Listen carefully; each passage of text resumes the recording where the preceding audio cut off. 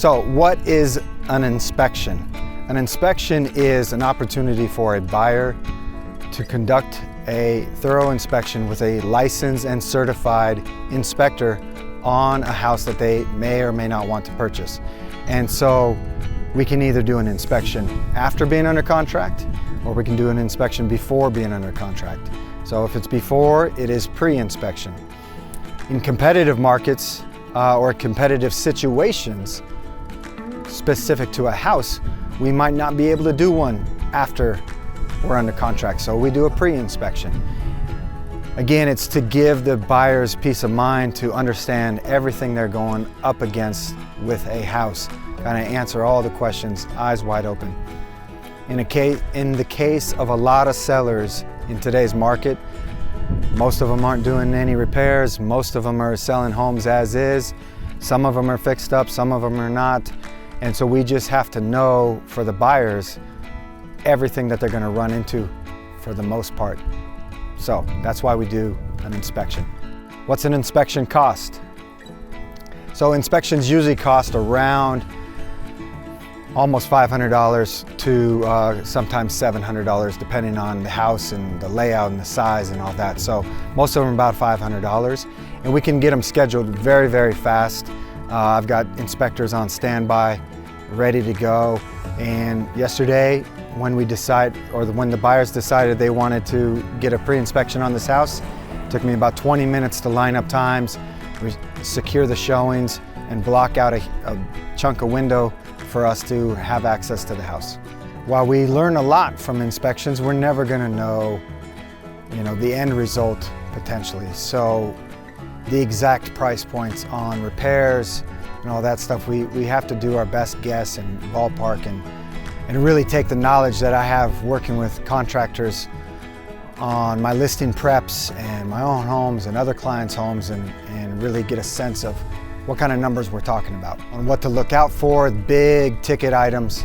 Obviously, those are always a crawl space, an attic, a roof, and any structural or foundation issues. So in the crawl space, are the beams and the joists, are they rotted out?